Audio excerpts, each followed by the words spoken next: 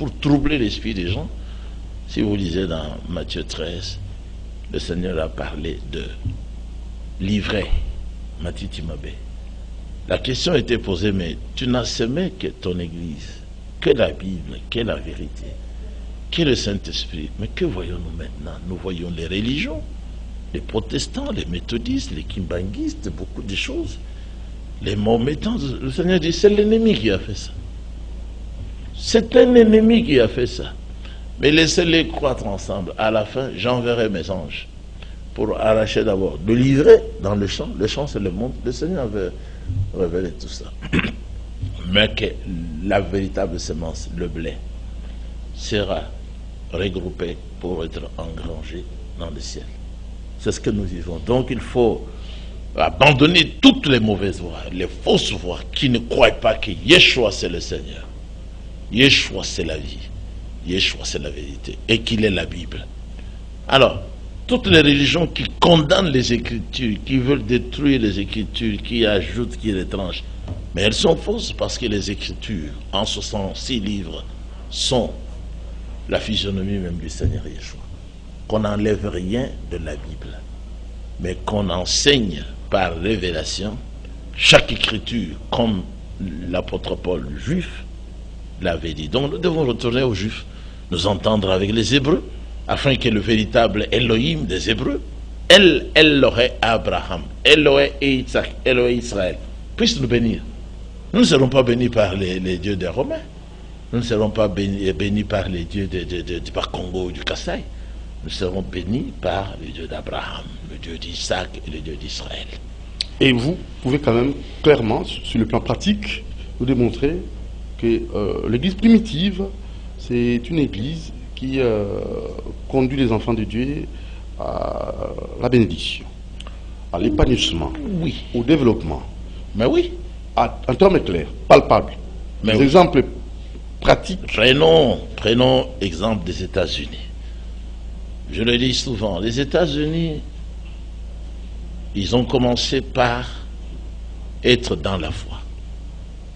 Et les grands, parce que nous parlons des grands hommes, les grands Américains comme Abraham Lincoln et les autres, c'était des croyants. Mais regardez comment sont les États-Unis. Les États-Unis sont très développés. Allez voir la grandeur de leurs chaussées. Ils n'ont pas des petites choses comme ça. Allez voir les maisons construites pour que la population y habite. Ce sont des villas. Tu habites chez toi, tu es dans ta villa, tu as une grande parcelle, et devant et derrière, tu peux faire ton champ. C'est toi. Allez en Europe. Il y a que les immeubles. Quand on peut vous flanquer même au 7e niveau. Quand vous êtes là, vous ne savez pas comment descendre pour sortir. Allez voir les chaussées. Toujours des petites rues comme ça, des choses... Pamba.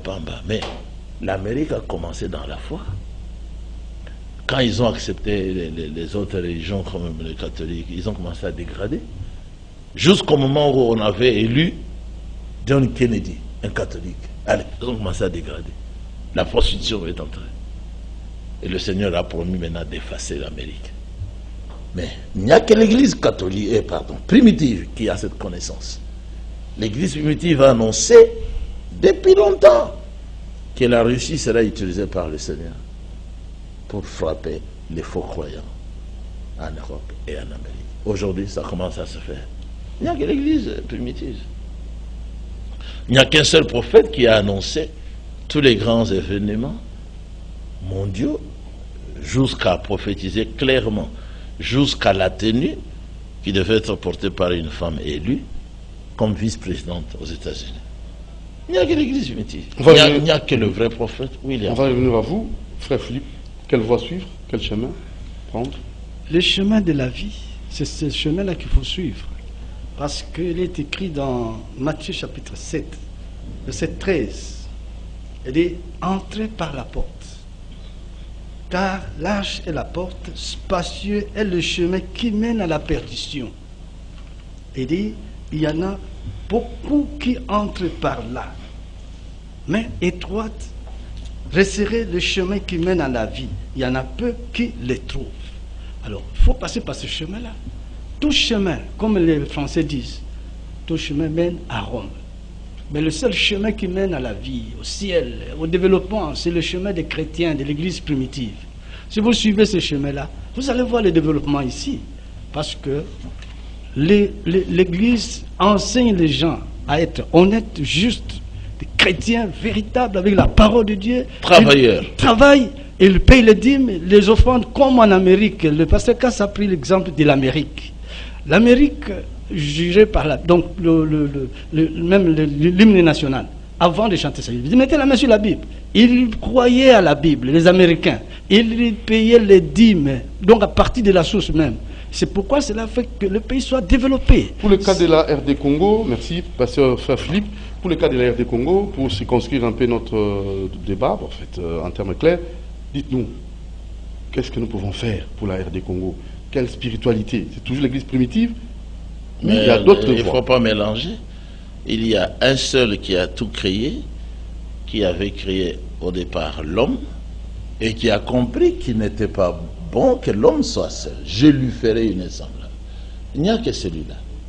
C'est celui-là qui a endormi l'homme, a soutiré une côte de lui et lui a fait la femme pour qu'il vive bien. Mais la femme a trahi et l'homme et toute la terre. D'où maintenant le changement d'alliance. Le Seigneur a conclu une autre alliance, la nouvelle alliance, où il a fait que l'homme soit reconnu pour chef, responsable, et que la femme accepte d'être dominée. Il faut que dans notre pays, on enlève la mentalité de la démocratie. Donc, parité et tout ça. Non à la démocratie. Il faut revenir à la parole du Créateur. Demander à la femme, la conscientiser que tu ne peux pas égaler. Non à l'émancipation de la femme. Tu ne peux pas égaler l'homme. Alors là, nous avançons ou nous enlève les pantalons. Maman Karine Bébé. Alors là, nous avançons ou nous reculons? Cache tes formes. Quand on revient à Dieu, on avance. Non seulement on avance, on commence déjà à être enlevé pour aller dans la gloire. Là où il n'y a pas de péché. Là où il n'y a pas de perversion. Il faut interdire ici le mariage entre homosexuels. Les gens qui sont mentalement malades, vous les mariez pourquoi? Il y a même des églises chez les catholiques, on agrée de telles choses. Les femmes qui vont se marier entre elles. C'est ça la dépravation. Et dans la loi de Dieu, c'est condamnable. On devait brûler de telles personnes. Donc il faut que la parole du Seigneur, les commandements du Seigneur soient enseignés ici. Tu ne voleras pas. Mais la justice. Frère Philippe l'a dit. Mais c'est ça la justice. Vital Kamerhe a quitté. Attends. Tu ne voleras pas. Tu ne tueras point. Tu ne convoiteras pas la femme de ton prochain. Mais ici chez nous. Surtout, on vient d'acquitter Vital Kamerhe. Surtout les grands. Vital Kamerhe a quitté. Convoite toujours les femmes. Convoite toujours les femmes d'autrui. Qu'un musicien lâche sa femme, vous allez voir un grand homme politique qui veut courir derrière pour aller l'épouser. Mais voilà. De l'immoralité. Une femme répudiée, on ne devait même pas la toucher. La Bible dit, quiconque épouse une femme répudiée commet adultère. Vous dites que Vital Kamerhe a fait quoi? On l'a quitté. Il est maintenant libre. Quand? Là, je vous donne l'information. Donnez-moi l'information. C'est ça, on l'a quitté. Pourquoi? Mais c'est fini. Cour d'appel, cour de cassation, cour d'appel. C'est ça la politique.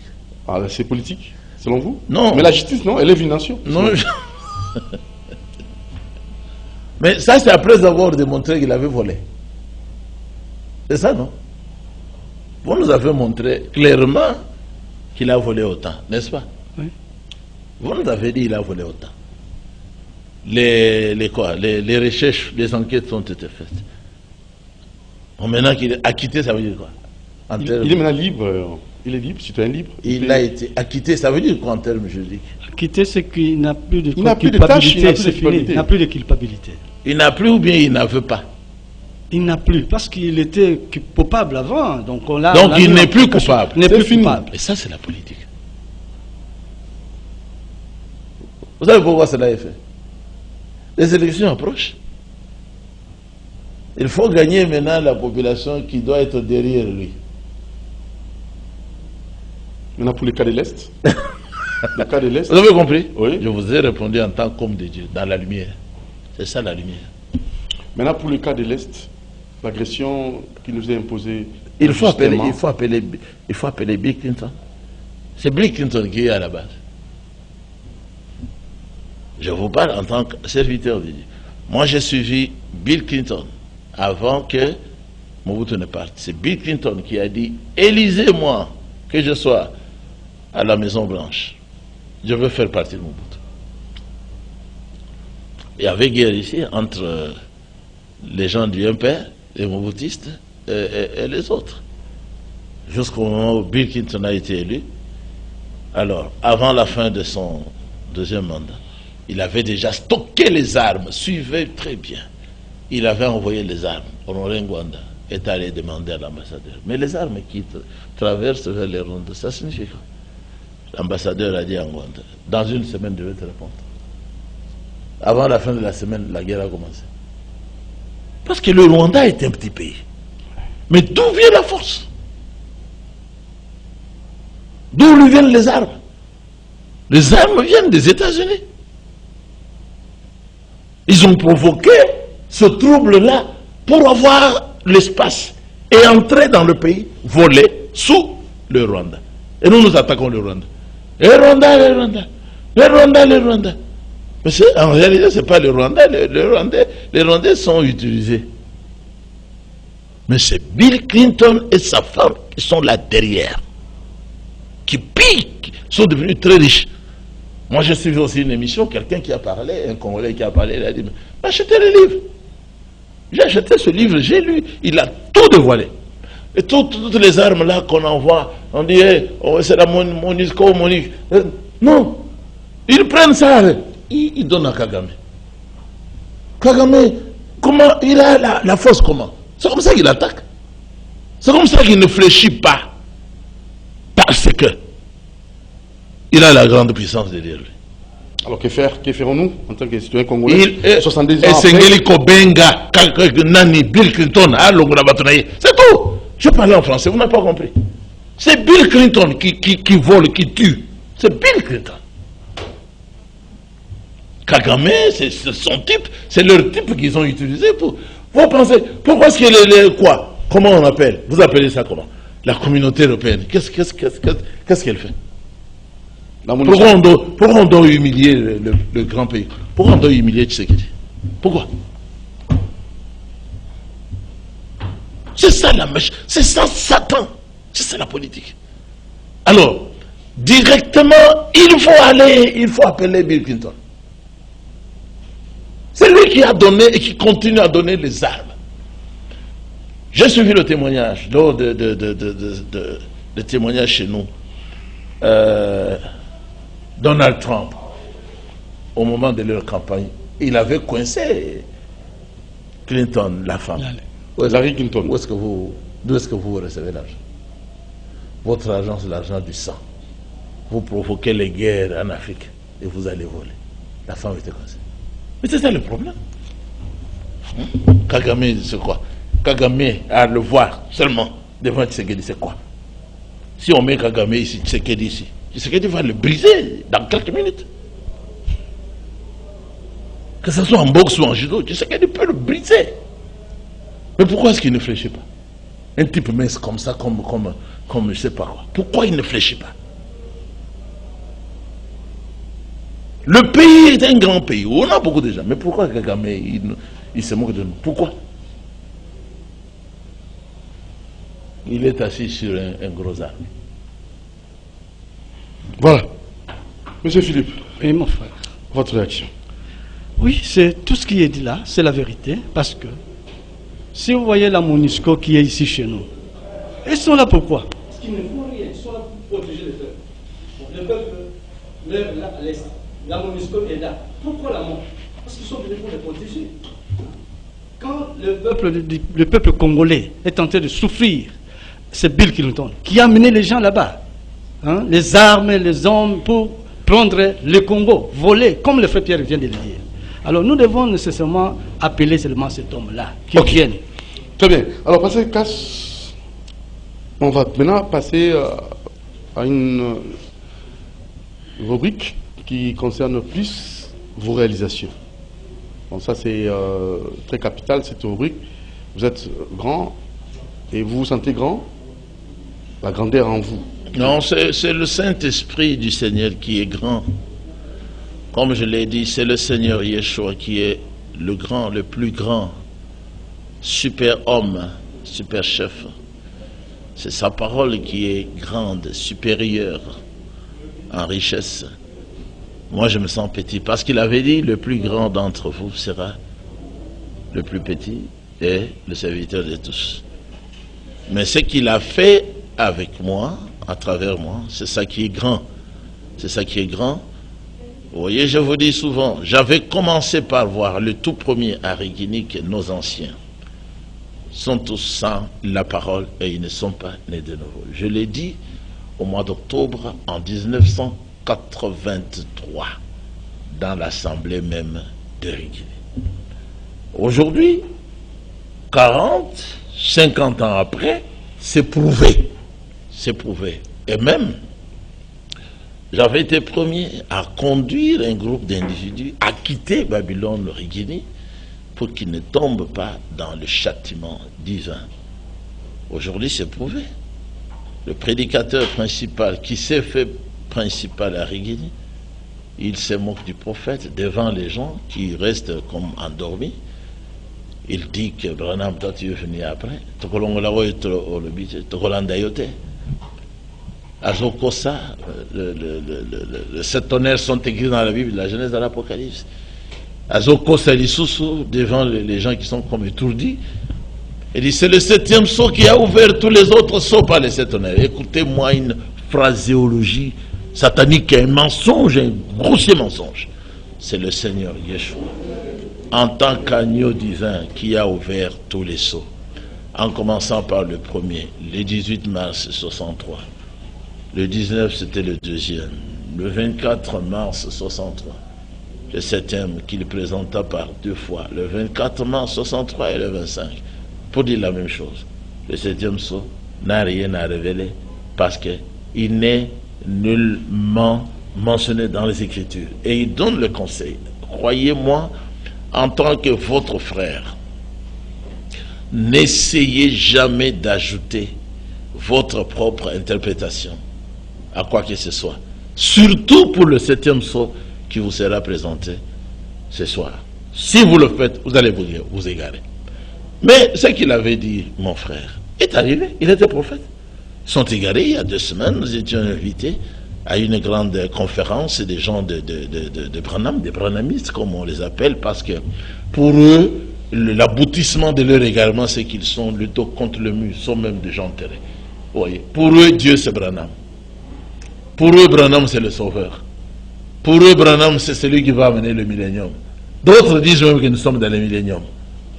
Vous voyez, leur assemblée, ils l'ont appelé Église, Branham Église, Branham Église. C'est en espagnol, en anglais ou en swahili, on ne sait pas. Branham Église.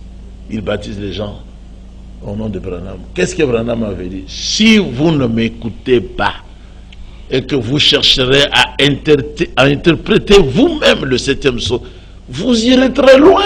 C'est arrivé. Les Dioka, les Baroutis, tous sont égarés. Pourquoi?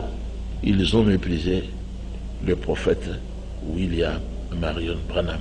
Mais l'Écriture dit, au sujet des hommes spéciaux, au sujet des grands hommes comme Moshe, comme Abraham, comme Branham, je vous envoie. Celui qui vous écoute, il m'écoute. Celui qui vous rejette, il me rejette. Celui qui me rejette, il rejette mon Père qui m'a envoyé. C'est ça la loi de Dieu pour la reproduction. Donc ils n'ont pas voulu reconnaître la grandeur de William Branham en tant que premier ministre dans les choses spirituelles. Comme c'est lui qui devait amener la nourriture à manger. Ils n'ont pas voulu, à Rigini, reconnaître la grandeur de celui qui a pris la relève de William Branham, Evald Frank. Ils n'ont pas voulu reconnaître. Et en le jetant, le Seigneur les a aussi rejetés. Aujourd'hui, et les gens de Shekinah, chez Dioka, ils sont là, une grande foule. On les trompe, ils restent comme ça, sans comprendre, hypnotisés. Le Seigneur est déjà venu et ils le croyaient. Aujourd'hui, vous savez ce qu'ils disent? Il est déjà venu, vous dites il est où? Ils disent il est dans nos cœurs. Non, mais ça c'est la nouvelle naissance. Donc les prédicateurs en question sont tombés, ils sont tous déchus.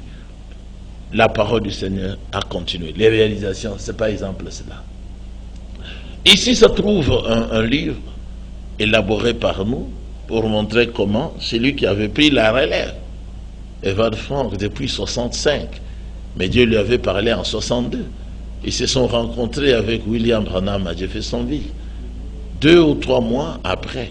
Et William Branham lui a donné toutes les directives, comment il devait attendre, parce qu'il avait mal compris ce que le Seigneur lui avait dit. Il avait emmagasiné la nourriture naturelle, alors qu'il lui parlait de la nourriture spirituelle. C'était ça ta question de la fois passée.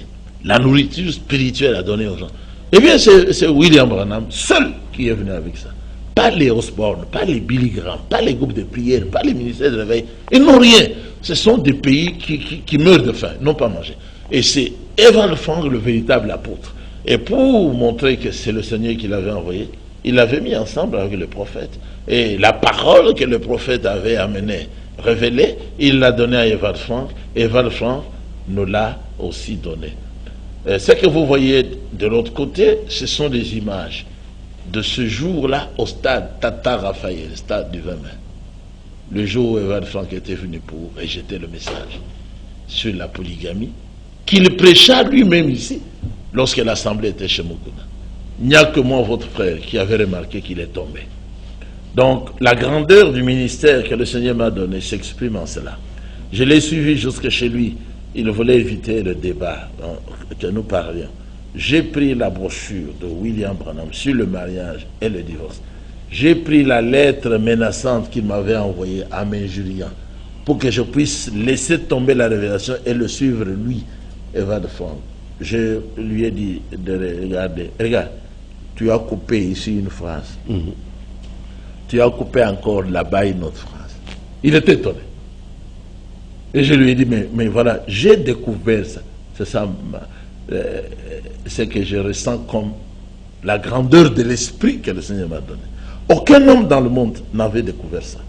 J'ai découvert que lui, Evald Frank, il a trompé sur le 7e psaume. Alors que nous avons l'originalité du message. Le 7e psaume tel que présenté par William Branham. J'ai découvert sur les 7 trompettes. Il a pris les 7 trompettes d'Apocalypse 8, 9, 10. Et 11. Il a placé ça dans le 7e psaume. Alors que le prophète Branham avait placé ça dans le 6e psaume. C'est ça qui amène la fin du monde. J'ai découvert qu'il a menti au nom de William Branham.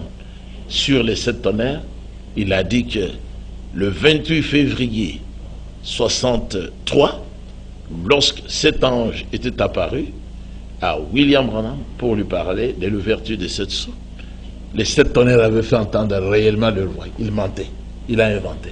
J'ai découvert ça. C'est pour ça que j'ai écrit ça ici. Sur le mariage et le divorce, c'est surtout là, il a coupé des phrases. Il a enlevé, lui, le mot polygamie partout. Et puis, il a pris des citations appauvries par lui et m'intimider de croire ce que lui... Moi, j'ai repris la brochure, j'ai fait la comparaison. Avec les études faites, j'étais déjà entraîné à la recherche. J'ai compris que c'était un menteur, il a volé les biens spirituels. La nourriture, la polygamie.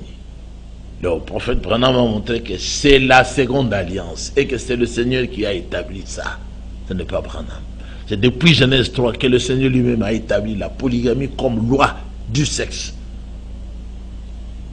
Il me dit, tu crois ça? C'est le paragraphe 188. J'ai dit, moi je crois. Allez, il a fui. Chez lui-même en Allemagne, il a fui. Et moi aussi, je suis revenu ici, je lui ai dit, désormais, tu ne nous enseigneras pas. D'abord, je te maudis, toi et tous ceux qui te soutiennent. Nous l'avons maudit. J'ai découvert aussi qu'il a largement menti sur le livre de cet âge de l'église de William Branham. Il demandait aux gens de ne pas lire ce livre parce qu'il n'était pas de William Branham.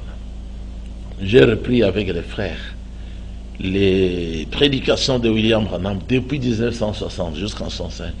Nous avons découvert William Branham qui annonçait qu'après qu'il ait prêché sur les 7 âges de l'église, les brochures et les bandes, nous les avons. Il va maintenant écrire un livre en se référant aux prédications déjà enregistrées. Et il a récolté tout. Et le livre, il l'a envoyé à l'imprimerie. Tout ça, il a dit, mon livre va sortir, il sera volumineux. Il y aura des choses. Il y a des gens qui ne croiront pas certaines choses qui sont là-dedans.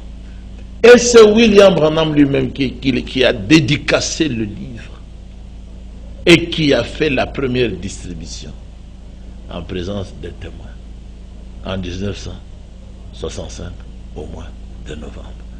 Nous avons mentionné ça ici. Et puis l'homme ici ne croit pas au quartier général, alors que William Branham a enseigné dans « Vous devez vous ranger du côté de Jésus-Christ ». Et revenir au modèle biblique, c'est le chemin.